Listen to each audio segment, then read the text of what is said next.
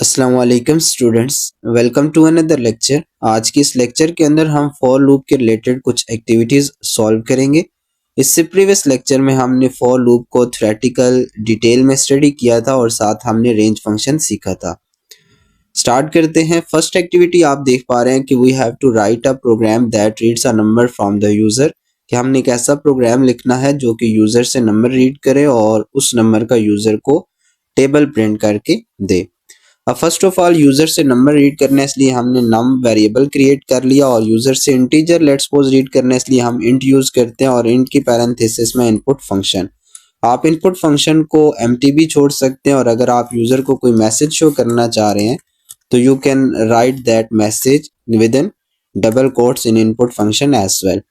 अब यूजर जो है उसे मैसेज शो होगा इंटर अ नंबर और user will enter any specific number जो कि इस नम वेरिएबल के अंदर हमारे पास स्टोर हो जाएगा। उसके बाद अब हमने टेबल की प्रिंटिंग स्टार्ट करनी है। फर्स्ट ऑफ ऑल हम यहाँ लूप जो है यूज करेंगे फॉर और उसके साथ लूप वेरिएबल हम आई यूज कर लेते हैं, इन ऑपरेटर और रेंज फंक्शन इस्तेमाल करेंगे। अब जो हम फर्स्ट पैरामीटर यहाँ स्टार्टिंग पॉइंट देंगे रेंज फंक्शन को 1 देंगे बिकॉज जो नंबर होगा वो फर्स्ट टाइम 1 से मल्टीप्लाई होगा। उसके बाद टेबल हमने 10 तक लेट्स सपोज प्रिंट करना है तो हम यहाँ 11 लिख लेंगे और उसके बाद हर दफ़ा 1 का इंक्रीमेंट करना है इसलिए हम यहाँ 1 स्पेसिफाई कर देते हैं। अगर ये लास्ट 1 आप स्पेसिफाई नहीं भी करते तो बाय डिफ़ॉल्ट लास्ट लेक्चर में हमने सीखा भी था कि रेंज फंक्शन 1 का इंक्रीमेंट करेगा, इसलिए हम इसको यहाँ से हटा देते हैं। उसके बाद इस जगह हम यूज़ करते हैं कॉलन। अब नेक्स्ट हमारा टास्क है कि जो फॉर लूप है उसके अंदर फॉर लूप की बॉडी को लिखना। अब फॉर लूप की बॉडी को लिखने के लिए फर्स्ट ऑफ ऑल आपने यहाँ समझना है कि लेट्स सपोज हम लेट करते हैं कि हमारे यूजर ने नंबर जो है वो 7 प्रोवाइड किया, तो हमारा टेबल प्रिंट बेसिकली कैसे होगा कि फर्स्ट ऑफ ऑल 7 आए और उसके बाद जो हमारे पास जिससे उसको मल्टीप्लाई करना है वो आए, यानी 7 1s आर 7, तो टेबल इस तरह प्रिंट हो और उसके बाद नेक्स्ट लाइन पर हमारे पास आए 7 मल्टीप्लाई द स्टेरिक सिंबल आए और उसके बाद वैल्यू यहाँ 2 हो और उसका आंसर यानी इक्वल टू हमारे पास जो भी जनरेट हो रहा है वो शो। अब इस जगह आप देख पा रहे हैं कि ये जो नंबर आपको 7 नजर आ रहा है ये यूजर का प्रोवाइडेड नंबर है जो कि अभी हमने लेट किया। अब हमें नहीं पता यूजर 7 देगा, 10 देगा, 15 देगा। और यहाँ आप देख पा रहे हैं कि हमारी कुछ वैल्यूज 1 से लेके 10 तक जो है वो कॉन्टिन्यूसली हर स्टेप में अपडेट होंगी। इसको हमने रिप्रेजेंट किया नम से। ये जो आप 7 देख पा रहे हैं प्रोग्राम के अंदर इस टाइम ये नम से रिप्रेजेंट है और ये जो हमारे पास 1 2 वैल्यू हर दफा हर स्टेप में चेंज हो रही है उसे हमने रिप्रेजेंट किया आई से और इस जगह हमारे पास जो रिजल्ट है वो कंप्यूट होके आ रहा है। अब इसको अगर आप फोकस करेंगे तो आप इजीली आप जो नेक्स्ट स्टेटमेंट है वो सीख सकेंगे। अब हमारे पास यहाँ देखें कि फर्स्ट ऑफ ऑल हम चाह रहे हैं कि हमारे पास यूज़र का नंबर डिस्प्ले हो। अब इसलिए हम यहाँ यूज़ करते हैं प्रिंट फंक्शन और प्रिंट फंक्शन में इस जगह फर्स्ट ऑफ ऑल हम नम लिखेंगे ताकि यूज़र का जो भी नंबर है वो डिस्प्ले हो और उसके बाद आए डबल कोट्स के अंदर स्टैरिक सिंबल यूज़ करेंगे, एस्टेरिस्क सिंबल, ताकि स्टैरिक सिंबल जो है वो यूज़र को यानी मल्टीप्लाई का सिंबल मिले और उसके बाद आई वेरिएबल हम यूज़ करेंगे बिकॉज आई वेरिएबल की वैल्यू कॉन्टिन्यूसली 1 से लेके 10 तक चेंज हर स्टेप के अंदर होती जाएगी। और उसके बाद हमें इक्वल टू सिंबल चाहिए इसलिए जो भी सिंबल चाहिए होते हैं हम उसे विद इन कोट्स लिखते हैं। सिंगल कोट्स भी यूज़ कर सकते हैं और डबल कोट्स भी। फिर कोमा के बाद हमने एक्सप्रेशन लिखना है कि जो यूज़र का नंबर है उसे हर स्टेप के अंदर आई के साथ मल्टीप्लाई किया जाए। अब इससे क्या होगा, हमारे पास यूज़र का जो भी नंबर है पहले वो शो होगा और उसके बाद मल्टीप्लाई सिंबल शो होगा और उसके बाद हमारे पास वेरिएबल आई की वैल्यू आएगी और उसके बाद इक्वल टू सिंबल और इसके बाद इस एक्सप्रेशन से रिजल्ट कंप्यूट होगा। अब जब हम इस कोड को एग्जीक्यूट करते हैं, रन करते हैं इस प्रोग्राम को,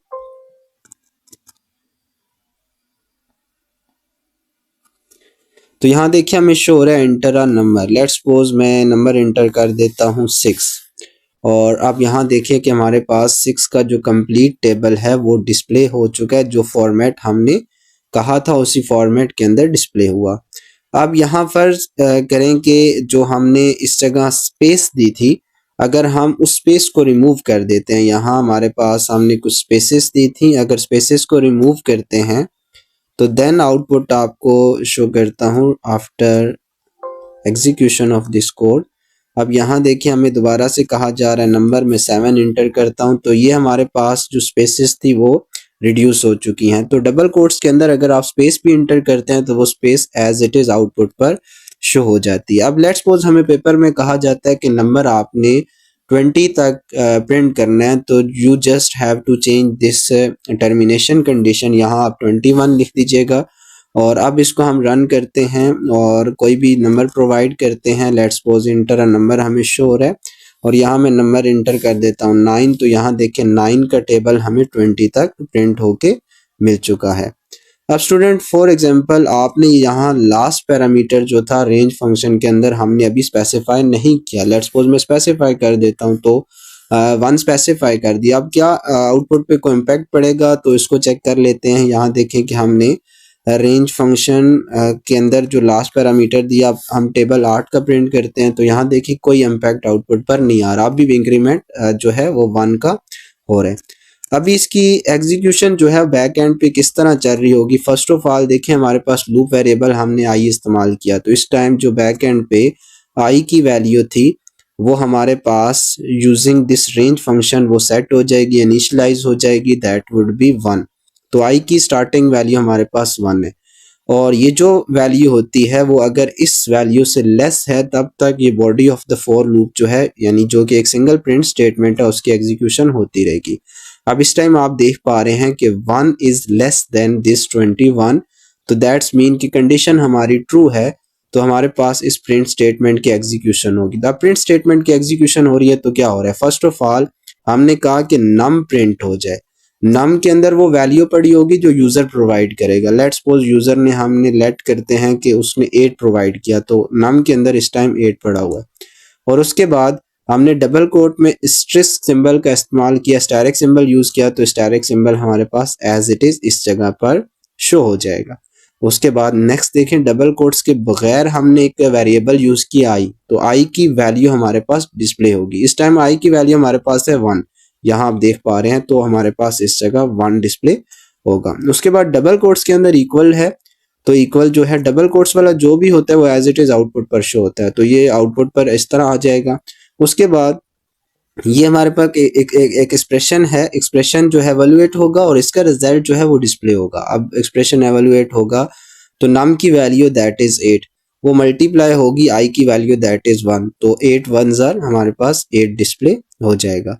अभी एक और स्टेप इसका सीख लेते हैं। अब दोबारा से यहाँ से कंट्रोल वापस मूव करेगा टूवर्ड इंक्रीमेंट, और इंक्रीमेंट यहाँ हमने स्पेसिफाई किया 1 का, अगर ना भी करते तो 1 का इंक्रीमेंट कर देता वेरिएबल आई की वैल्यू के अंदर। अब पहले आई की वैल्यू 1 थी, अब वो अपडेट होके हो जाएगी 2, बिकॉज इंक्रीमेंट 1 का हो जाएगा। अब देखा जाएगा नई जो वैल्यू है क्या वो इस जो हमारे पास ये जो टर्मिनेशन वैल्यू है इससे लेस है, तो इस टाइम 2 इज लेस देन 21, तो again body of the print statement execute होगी और दोबारा से हमने कहा कि नम जो है यूजर का जो भी नंबर है वो प्रिंट हो, और उसके बाद डबल कोट्स में मल्टीप्लाई है तो मल्टीप्लाई डिस्प्ले हो जाए, और उसके बाद वेरिएबल आई की वैल्यू आए, तो आई की वैल्यू अब आप देखें हमारे पास 2 है, तो इस जगह 2 शो होगा।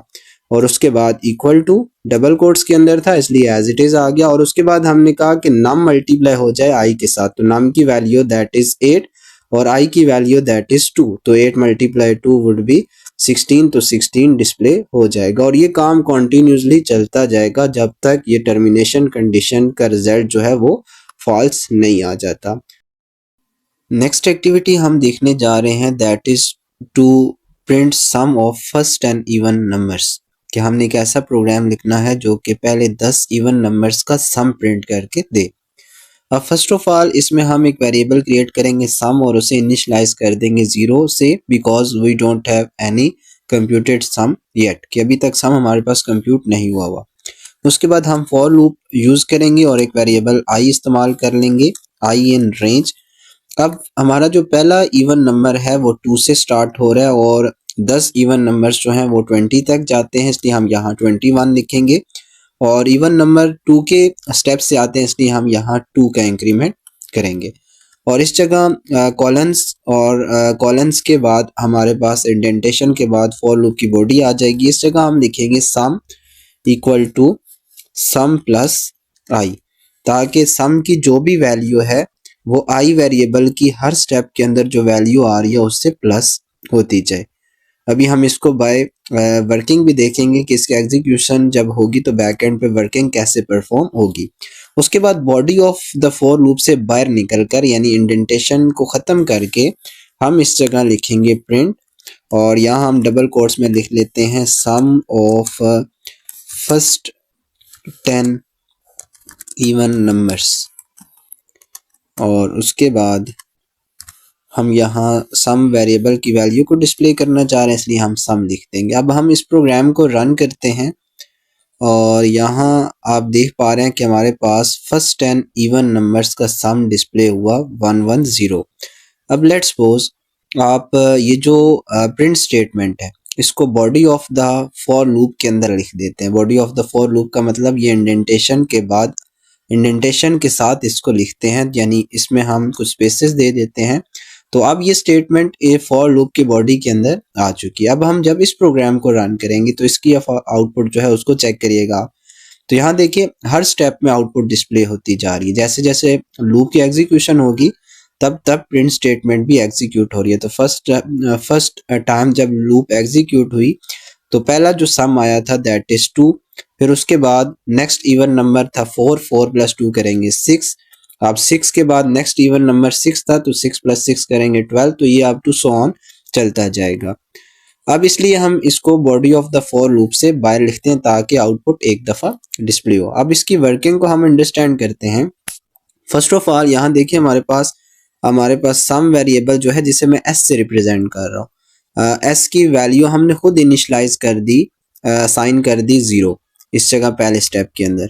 और उसके बाद हमने कहा आई वेरिएबल जो है वो स्टार्ट हो 2 से, इसलिए हम यहाँ आई वेरिएबल के लिए एक स्पेस बनाते हैं और उसके बाद आई वेरिएबल की वैल्यू यहाँ हम पुट कर देते हैं स्टार्टिंग वैल्यू 2। और उसके बाद देखा जाएगा कि हमारे पास ये जो आई वेरिएबल की वैल्यू है क्या वो इससे लेस है।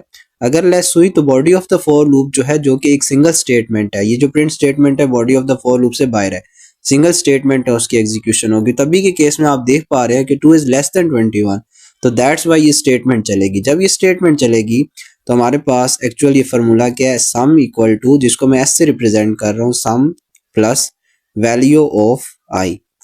तो एस की वैल्यू आप यानी सम की वैल्यू अभी हमारे पास थी 0 और प्लस आई की वैल्यू हमारे पास है 2, तो हमारे पास सम की वैल्यू कंप्यूट होगी पहले स्टेप में 2 आ गई। अब इधर से सम की पुरानी वैल्यू हट जाएगी और यहाँ नई वैल्यू 2 अपडेट हो जाएगी। उसके बाद कंट्रोल ट्रांसमिट करेगा toward increment, not toward this line, because ये फॉर लूप से बाहर है। फॉर लूप के बाद अगली स्टेटमेंट तब तक नहीं चलेगी जब तक ये फॉर लूप की कंडीशन ये जो है इसका रिजल्ट फॉल्स नहीं आता। तो यहाँ से कंट्रोल ट्रांसमिट करके आया इस जगह पे इंक्रीमेंट के पास और आई की वैल्यू को अपडेट किया गया। आई की वैल्यू 2 से अपडेट होगी, यानी 2 का इंक्रीमेंट करेंगे तो हमारे पास हो जाएगी 4। अब देखा जाएगा क्या 4 इस 21 से अगेन लेस है, तो ऐसा ही है, ट्रू है। तो अगेन जो है बॉडी ऑफ द लूप जो कि ये स्टेटमेंट है ये चलेगी। अब इस केस में आप देखें कि हमारे पास जो कि s की वैल्यू है और 2 की वैल्यू है वो चेंज हो चुकी हैं। s की वैल्यू हमारे पास इस जगह पे आप देख पा रहे हैं कि 2 है और i की वैल्यू हमारे पास 4 है, और उसके बाद दोनों का जब सम हम कंप्यूट करेंगे तो 6 आ जाएगा। तो सेकंड स्टेप यानी सेकंड टाइम लूप चलेगी तो s की वैल्यू 6 हो जाएगी। और ये स्टेप जो है ये कॉन्टिन्यूस प्रोसेस जारी रहेगा और जब तक जो हमारे पास आई वेरिएबल की वैल्यू जो है वो 21 से लेस है तब तक ये काम होता रहेगा। जैसे ही इसकी इक्विवेलेंट आई तो ये एग्जीक्यूशन ऑफ फॉर लूप जो है वो बंद हो जाएगी और उसके बाद प्रिंट स्टेटमेंट की मदद से सम के अंदर जो लास्ट वैल्यू स्टोर होगी इस जगह पे वो डिस्प्ले हो जाएगी।